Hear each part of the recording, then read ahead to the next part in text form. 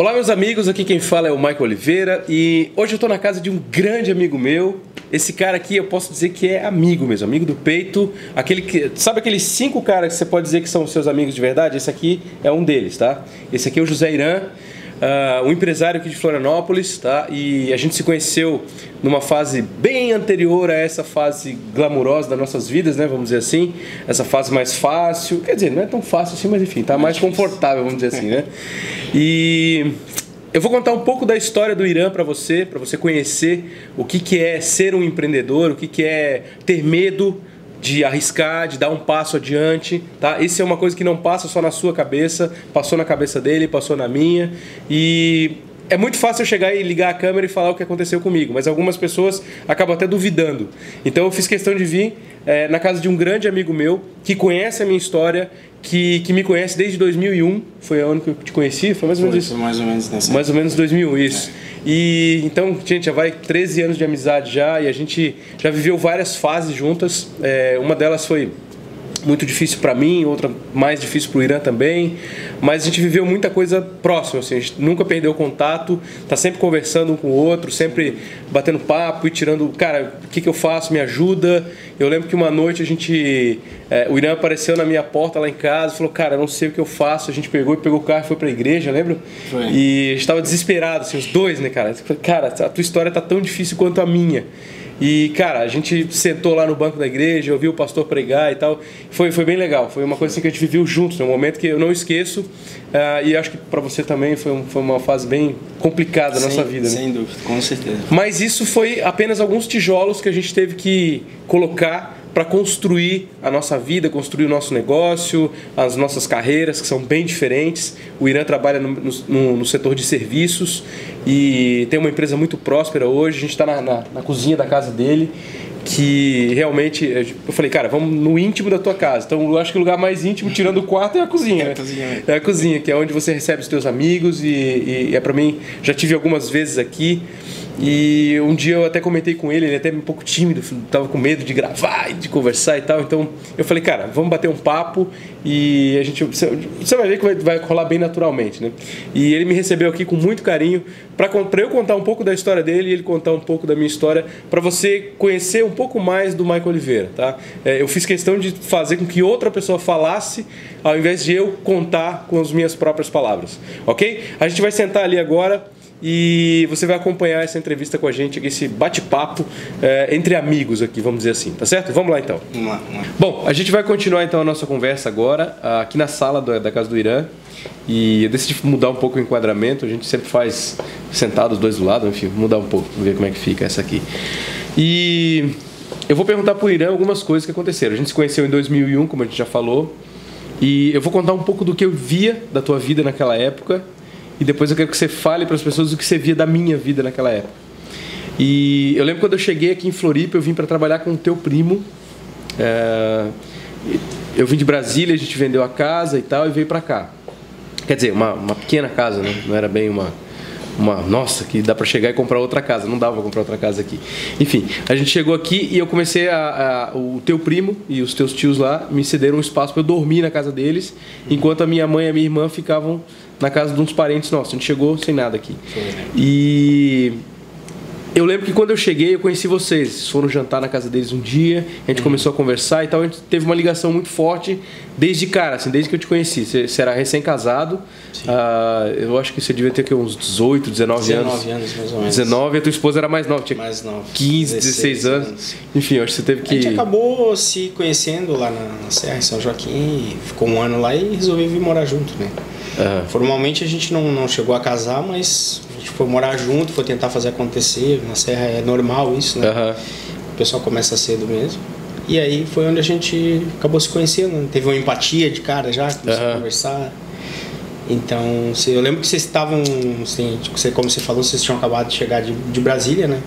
O Tempra, tinha um Tempra na época. Era um devorador aquele carro? Era um devorador, trocaram a casa pelo carro, botaram tudo que tinha dentro e vieram pra cá, né? Então, eu lembro que o começo de vocês, a gente foi mantendo contato, foi um começo bem difícil realmente, né?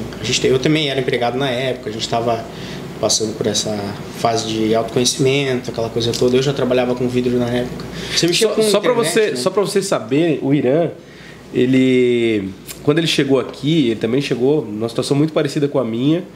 E é até legal a gente bater esse papo hoje, porque hoje a nossa vida mudou para um outro patamar, né? O Irã hoje é um grande empresário aqui em Floripa, tem uma empresa enorme com vários funcionários. Enorme não digo, mas uma grande empresa. Uma grande empresa. Está caminhando para ser uma empresa enorme. E é muito estranho ver que a gente, no mesmo período, teve uma reviravolta tão grande nas nossas vidas, né? Mas conta lá, vamos lá, segue aí. Então, mano, aí eu lembro que você acabou vindo morar aqui perto no João Paulo? Aqui sim, bem no final do bairro que você mora hoje. E a gente continuou esse contato na época. Eu acabei arriscando saindo do ramo que eu conhecia e fui trabalhar no ramo de vendas, eu lembro na época. Deixa eu contar isso, peraí. Essa aí é eu que tenho que contar. Eu lembro que um dia o Irã chegou na minha casa, cara, achei o negócio da minha vida. Achei a coisa que, nossa, você tem que ir lá, é um baita negócio, você tem que ir lá e conhecer. E eu já tinha trabalhado com marketing multinível um tempo atrás. E esse era um marketing multinível especializado em colchões, né? Era. Que tinha um produto muito bacana, mas muito caro. Tipo, um colchão custava 10 mil reais naquela época, era o preço de um carro. E eu lembro que ele ficou louco. Não, eu vou vender 2, 3 colchões por mês e, cara, eu vou ganhar 5, 6 mil por mês e aquela coisa toda. Eu falei, cara, legal, vai lá, manda ver. Você vai aprender muita coisa no marketing multinível, né? E eu acho que aquilo... Eu sei que você não ganhou dinheiro. Na verdade, eu entrei extremamente cru, não sabia o que fazer. Eles me treinaram tudo na época, como treinaram outras pessoas. Mas era uma dificuldade muito grande que eu tinha de vendas, falar com as pessoas, ir na rua, oferecer um produto. E vender um produto que eu não podia comprar. Sim. Na época, 3 mil reais pra mim era uma coisa... Era o mais barato. Não que hoje seja um dinheiro que não valha, mas que na época realmente era muito dinheiro. Era muito dinheiro. Né? 2001, cara, era de 3 mil era... E aí eu lembro que nessa época você estava também implementando alguns negócios, também eu estava com dificuldade ali, o negócio não estava, meu barco estava meio balançando e você também estava mexendo com... Eu vendia coisas pela internet. Eu vendia, fazia minhas vendinhas lá. Tinha um monte de computador mandando spam pra galera e tal. Mas vendia bem. Foi uma época que foi boa, mas de repente a galera começou a mandar vírus por e-mail e aí acabou com o negócio do spam. Ninguém me comprava mais nada e aí eu tive que achar uma outra coisa para fazer da vida. Então, eu lembro de uma época bem marcante, mais assim no final desse período de vendas que eu estava trabalhando, que realmente eu estava numa situação muito difícil, não estava conseguindo fazer o negócio acontecer. Aí você começa a entrar em parafuso, você não sabe para onde sair. E você também estava passando uma situação complicada, só que eu não imaginava como é que era, né? Sim. Porque a gente começou mutuamente a se ajudar eu lembro na época minha esposa trabalhava numa empresa que disponibilizava lá uma cesta básica, então a gente ia lá e rachava, vamos se ajudar, porque, né? Foi uma situação uma época complicada, bem difícil, eu lembro. Eu lembro, essa época da cesta básica, cara, você lembra que eu tinha parado com o negócio de vender coisas pela internet, porque já não estava mais dando tanto assim, e eu montei uma outra empresa. E essa outra empresa estava numa incubadora, não era um grande negócio, era uma ideia só. E a gente não tinha investidores, não tinha nada, só tinha uma ideia e uma incubadora que nos cobrava R$400 por mês para ficar lá dentro. Aí tinha telefone, tinha um ar-condicionado, tinha um computador velho que a gente podia usar e era só isso. Tinha um espaço para fazer reunião, se quisesse trazer algum cliente ali. E eu lembro que, cara, era muito difícil porque você só tinha ideia. E aí tinha que pagar o programador para fazer as coisas. E até que o programador virou sócio da empresa.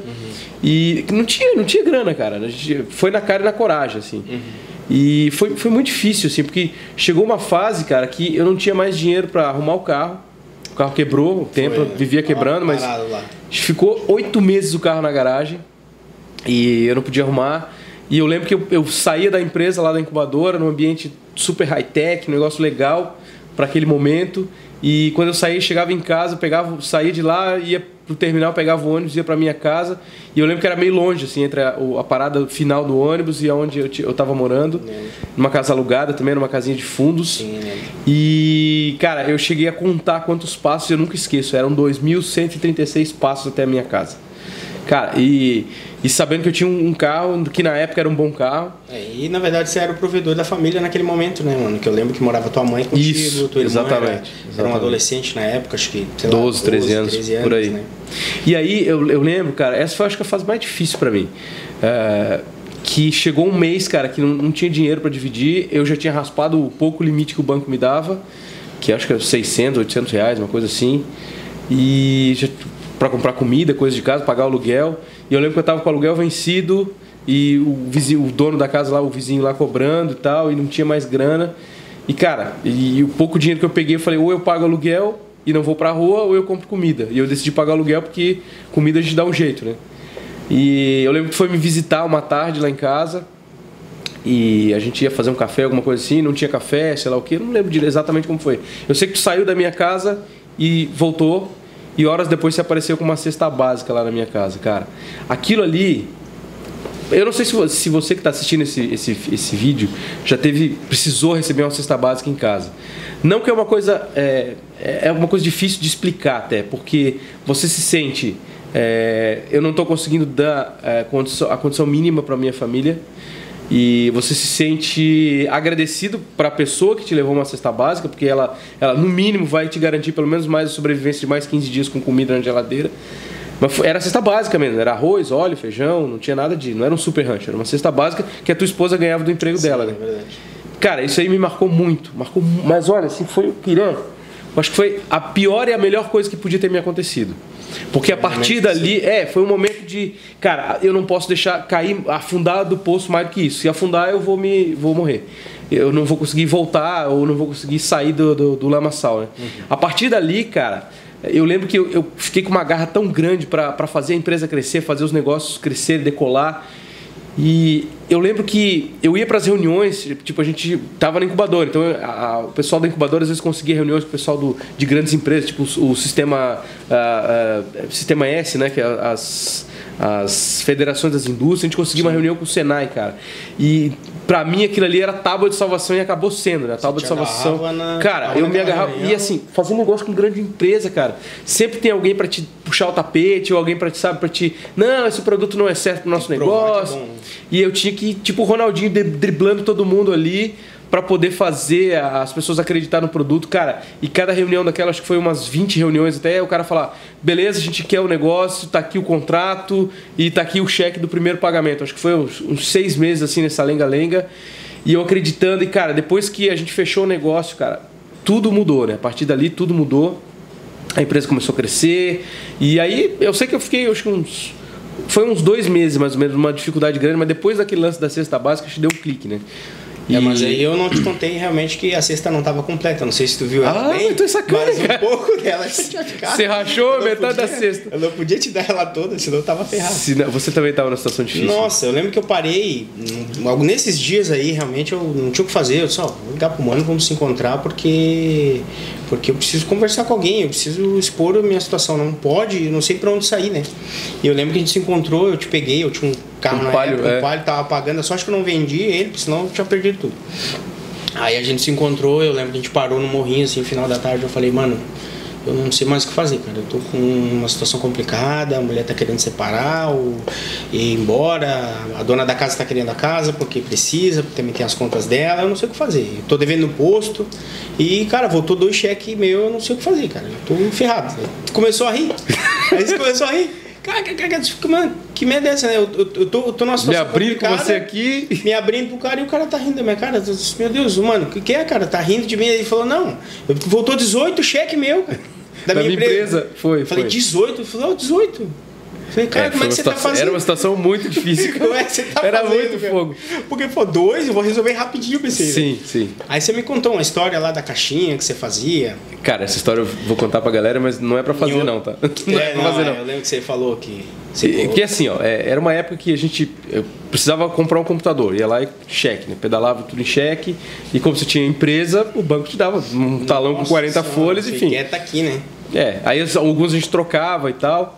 E só que o dinheiro não entrava, né? Você estava naquela coisa de vamos fechar, então vamos gastando por conta até que eu feche o contrato lá com a empresa e entre o dinheiro. E eu lembro que o dinheiro não entrava e chegou uma hora que, cara, voltou um monte de cheques assim. E eu falei, cara, a gente começou a ligar pro pessoal e negociar, olha, mais adiante a gente vai acertar, fica tranquilo, a gente acerta um juro e tal. Enfim, não deixamos nessa coisa de ficar devendo e não dar satisfação, né? E aí eu lembro que tinha um fornecedor, cara, que o cara era muito chato, né, cara? E aí, mas sabe, o cara parece que aquele era o último dinheiro dele também. não sei. E aí eu sei que o cara me ligou e alguém tinha me contado a história da caixinha, eu brinquei com o cara, né? Falei da história da caixinha pra ele. E a história da caixinha era o seguinte, olha, o cara começou, porque você tem que me pagar, porque isso, que aquilo, aquele... Brabo, eu falei, calma, seu fulano, não vou falar o nome dele aqui, mas seu fulano, é o seguinte, aqui na empresa a gente tem uma caixinha. E nessa caixinha tem o nome de todas as pessoas que a gente está devendo, tá? E todo mês a gente sorteia um nome e fala, esse mês a gente vai pagar o fulano. Se o senhor continuar me insistindo desse jeito, eu vou acabar tirando seu nome da caixinha, não tem jeito. Então o senhor espera um pouco. Aí ele riu e tal, mas entendeu a situação. Então foi uma história marcante, eu contei pra ele. Nesse dia a gente começou a rir. Descontraiu, né?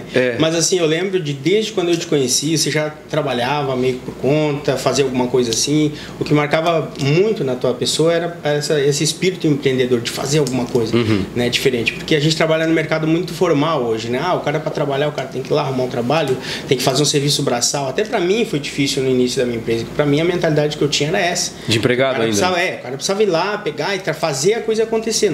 Não podia simplesmente fechar um negócio ou trabalhar mais intelectualmente, né?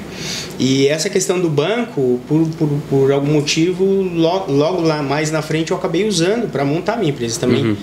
Não foi uma coisa que o limite do banco não me limitou a montar meu negócio. Porque foi dessa forma que eu fui lá e comecei minha empresa. Não lembro se você lembra na época ali. Você pegou uma grana. Eu lembro que essa fase que eu me lembro da tua vida foi o seguinte: você trabalhava numa vidraçaria bem pequena, tipo de família mesmo. Sim, então sim. você não ia ter muita possibilidade de crescimento. Eu lembro que você devia ganhar uns R$1.000, R$1.500 na época. Mais ou menos isso. Só que uma coisa que eu lembro do Irã, cara, que sempre me marcou é esse carisma que ele tem com as pessoas, de atender bem os clientes, tanto da empresa que ele trabalhava, quanto, né, as pessoas que viviam próximo dele. Ele era muito atencioso com as pessoas e sorridente. Não tem um cara que não gosta desse cara aqui, tá? É difícil, eu pelo menos nunca conheci um, e se conhecer, cara, tem que ter uma conversa séria com essa pessoa. Mas eu lembro que o Irã, ele trabalhava e ele não tinha muito essa coisa de, vou montar um negócio. Não tinha. E aí a gente batendo um papo, conversando e tal, e aí a minha empresa já começou a andar naquela época, já estava começando a dar os primeiros passos e tal. Eu falei, cara, você tem que montar um negócio para você. O que precisa para montar um negócio, uma vidraçaria, por exemplo? Aí você falou, precisava ter uma sala, precisa ter um equipamento, um negócio para cortar o vidro, sei lá o quê. E aí eu lembro que você tinha medo na época de empreender, né? Você nunca tinha, porque você já tinha passado pela situação do colchão e pensou, não quero mais voltar para aquilo. Certeza. Né? E eu lembro que você tinha um pouco de receio e tal, será que eu vou, será que eu não vou? E eu acho que era uma tarde a gente conversando, eu falei, cara, por que você não monta o teu negócio, cara? Faz isso que você está fazendo para outra empresa, que faz para você.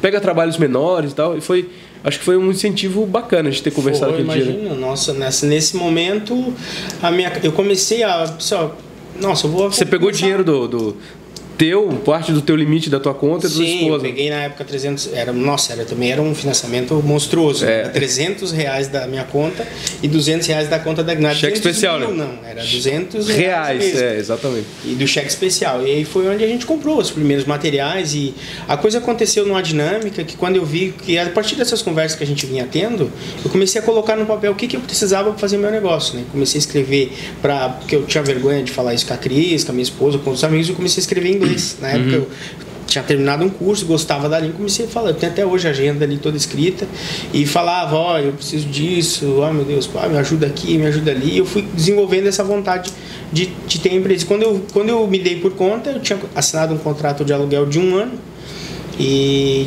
já estava acontecendo, e trouxe a Cris para trabalhar comigo, que estava formada em administração na época, estava se formando, né? E a coisa foi acontecendo de forma natural, né? Mas tanto no meu negócio quanto no teu negócio, uma coisa que fica muito claro é essa vontade de empreender, de fazer a coisa acontecer. Sim, não é só ter o sonho, eu tenho um sonho. Você tem que ter o sonho à noite e trabalhar durante o dia para fazer aquilo se tornar, aquilo se materializar. Fazer realidade, né? Porque senão não sai do papel. E a partir dali, eu lembro que você pediu demissão. Foi? E o dinheirinho que entrou lá da rescisão, você comprou mais umas máquinas, alugou a sala. Eu lembro quando ele me chamou, a gente alugou a sala da vidraçaria. E aí parecia uma viela assim, com um monte de lojinhas, e a lojinha dele era bem no meio. Eu falei, cara, ninguém vai ver ele aqui. Mas beleza, ele bota anúncio na lista telefônica, o pessoal vai ligar, né? E realmente o pessoal não vai na vidraçaria mesmo para comprar isso. Não, é um trabalho mais... A gente mudou um pouco esse conceito, e realmente o mercado hoje é assim. A gente vai até o cliente, ele faz o primeiro contato. E como em qualquer negócio, a gente vive de relacionamento. Então você começa tendo um relacionamento com um arquiteto, com um engenheiro. E o melhor cartão de visita é o trabalho bem feito. Sim. Isso é que vai te levar ao próximo negócio. Uma outra coisa que eu destaco aqui na tua empresa hoje, né, que é uma empresa... Você deve ter o quê? Uns 10 funcionários? Acho que tem mais. 13 funcionários. 13 funcionários. Se você vai na frente da empresa, você vê lá os carrinhos lá, tudo novinho, né? Agora está construindo o espaço da tua empresa, depois você pode falar mais. Mas uma coisa que eu sempre notei é que quando tinha, por exemplo, feiras e eventos em São Paulo, você pegava, saía da tua cidade, do apagar incêndio todo dia ali, ia para São Paulo, ficava 2, 3 dias lá em treinamento, trazia um produto novo para vender, oferecia para o mercado. Ou seja, sempre investiu em capacitação. Sem dúvida. Fala pra gente como é isso. O que passa na tua cabeça quando pensa em se capacitar cada vez mais? O início foi mais era curiosidade, saber o que o mercado estava fazendo. Depois eu vim acabar descobrindo que na verdade eu estava trabalhando nesse momento para o meu negócio, não no meu negócio. Porque é muito fácil você se entrar naquela roda do dia a dia, né, aquelas coisas mais urgentes do momento ali do negócio, e você esquece que você tem que trabalhar para o teu negócio, que é um trabalho que você vai trabalhar para todo mundo ao mesmo tempo, né? Então eu comecei a visitar essas feiras em São Paulo, em Curitiba, de vez em quando tem algumas feiras também, e a gente sempre trazia algum produto novo, uma ideia, conversava, fazia contato. Fiz cursos em São Paulo, fiz cursos também em Porto Alegre, alguns cursos lá, e muitas pessoas não viam muito o valor disso, desse networking, dessa busca pelo novo. Hoje eu vejo, porque meu negócio não seria isso se eu não tivesse buscado essas informações, né? Inclusive um grande fabricante nosso, um parceiro nosso, comentou algumas vezes já comigo. Uma vez ele comentou, falou: Irã, você é um cara que eu vou numa feira, você tá lá. Tu que é evento? Só evento internacional, que é uma coisa mais direcionada, a gente não foi, né? Mas algumas viagens que eu já fiz, eu tive o cuidado de separar algumas fotos, ver alguns sistemas novos que o pessoal usa lá fora pra gente tentar implementar aqui no Brasil. Cara, treinamento sempre é muito bom. Networking, cara. Networking necessário, né? Faz toda a diferença no negócio hoje em dia, né? Eu acho que não dá pra ter um grande negócio hoje sem relacionamento com pessoas. Não tem como. É muito difícil. Muito difícil. Bom, eu vou fazer mais 2 perguntas para você, porque a gente já tomei bastante do teu tempo aqui.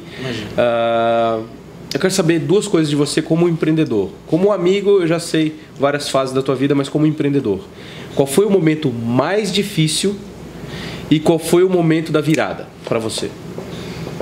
Olha, mano, o momento mais difícil, eu acho que realmente, eu acredito que seja essa tomada de decisão, que você depende de muita coisa, né? Às vezes você tem só um aluguel para pagar, mas aquilo para ti é tudo, né? Você fica pensando, nossa, e se não der certo, e se? Então, só que não existe um jeito de você ter um resultado diferente fazendo as mesmas coisas. Você só vai ter o mesmo resultado vários anos, 10, 20 anos. Então eu acreditava que eu conseguiria fazer mais por mim, montando uma empresa, e minha intenção no início não era nem ficar milionário, minha intenção no início era fazer uma coisa que eu gostava, né?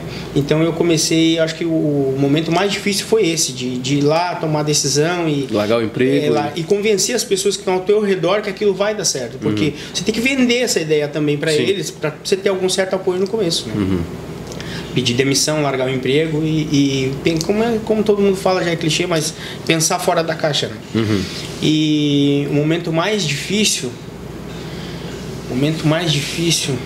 olha, o momento mais difícil é essa nova construção do ser. Você começar a tentar buscar conhecimento com pessoas, com leitura, porque você tem que se modificar para ser empresário. Não é simplesmente você abrir uma empresa, agora sou empresário, estou atrás da minha mesa e o negócio tem que acontecer.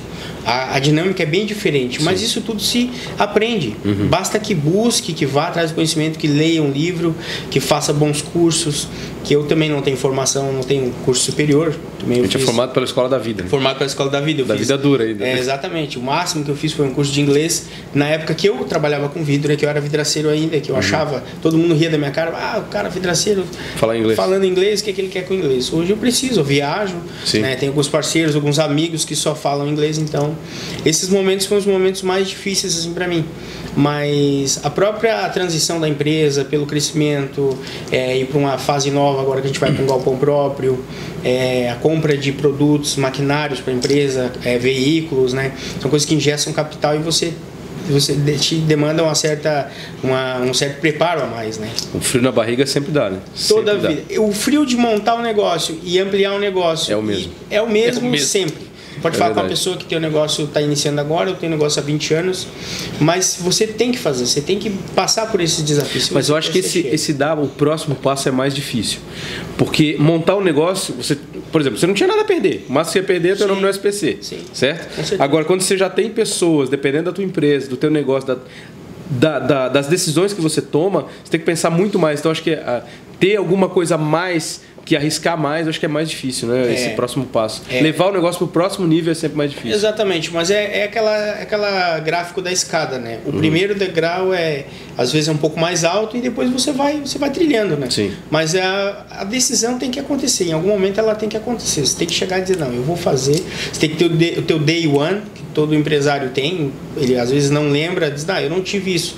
Mas você volta no passado, você vai olhar lá, você vê que você teve o teu day one, aquele dia que você disse, não, eu vou começar a fazer uma coisa diferente, ou às vezes mesmo como é que chama? Como é que fala? Intuitivamente. Intuitivamente. O cara começa a preparar o cérebro para, não, agora eu vou fazer o meu negócio acontecer, bombar. Então, é a partir daí que a coisa acontece. Mas me conta o teu, como é que o teu aconteceu? Como é que foi essa? Por essa eu não esperava. Cara, assim, a parte mais difícil da minha vida como empreendedor foi o que eu já falei aqui, de alguém levar uma cesta básica na minha casa. Sim, sim. Acho que isso é o momento mais marcante, mais difícil para quem vai empreender, né? Você chegar ao ponto do zero, menos zero e não ter mais de onde cavar alguma coisa para levar comida para dentro de casa. Acho que essa cena que me vem mais forte na memória. E a parte do momento da virada foi há pouco tempo atrás, quando eu decidi largar aquela empresa que eu acreditava tanto. Isso bem difícil também, né? Bem complicado, porque eu larguei muita coisa para montar aquele negócio, mas chegou um dado momento eu não acreditava mais no negócio. Então eu tive que dar um stop naquele meu negócio ali e falar, agora eu quero uma coisa nova. E esse partir para o novo é a mesma coisa, só que eu não ia levar 20 funcionários nas minhas costas, né? Eu ia empreender sozinho e foi muito difícil, cara. Foi muito difícil. Esse lance de largar tudo, eu só saí com dinheiro para pagar as contas, para não ficar devendo nada para ninguém, e sobrou algum dinheiro para investir. Assim, eu comprei uma mesa, um computador novo, e não tinha nem câmera na época, eu não comprei uma câmera boa na época, então não sobrou muito dinheiro. Assim. Eu comecei praticamente do zero mesmo. E por sorte eu encontrei um cara que me guiou nesse mundo novo do marketing digital, porque, cara, marketing digital é igual aprender russo, igual aprender javanês. É uma coisa assim que quem olha de fora pensa que é muito fácil, mas tem muitos pequenos detalhes que tem que se somar na tua cabeça para você ter o quebra-cabeça como um todo para poder andar e fazer a coisa crescer. Acho que o momento mais difícil para mim, o ponto da virada, foi o lance de largar aquela empresa. Exatamente, foi o mais difícil. Mas, mano, muito obrigado por me receber na tua casa, tá? Não como um amigo, porque como amigo é só ligar e chegar, né? A gente é amigo de eu abrir a geladeira da casa dele, mas receber com câmera, com esse de você entregar a tua intimidade, as coisas que aconteceram na tua vida de difíceis para quem me segue. Acho que isso eu tenho que te agradecer de verdade, porque a gente nunca fez isso antes. Então, muito obrigado por me receber aqui, por contar a tua história, por fazer eu me lembrar algumas partes da minha história também, tá? Realmente, valeu, mano. De coração. Obrigado tá? Pela confiança, tá? Sempre com a gente. Beleza, então. Vamos lá. Galera, e se você gostou desse vídeo, se você acha que esse vídeo te motivou a fazer alguma coisa diferente, não pensa só no que eu e o Irã falamos aqui. Olha a sua história, olha ao seu redor. Eu não sei se a tua história é tão difícil quanto foi a nossa, ou mais difícil. Tem gente que em algumas situações passam situações difíceis mesmo para superar. Mas se a gente venceu, nem eu, nem ele, a gente não é formado em universidade, a gente não tem um estudo, a gente não teve um pai rico para nos ajudar, a gente teve que enfrentar a vida e dar porrada para não levar. Então, acho que é isso que você tem que fazer. Lembra que o Irã falou, capacitação sempre, aprenda cada vez mais, invista no conhecimento que esse ninguém tira de você. Tá certo? Um grande abraço do Michael Oliveira, deixe seu comentário aqui embaixo e eu vejo você no nosso próximo vídeo.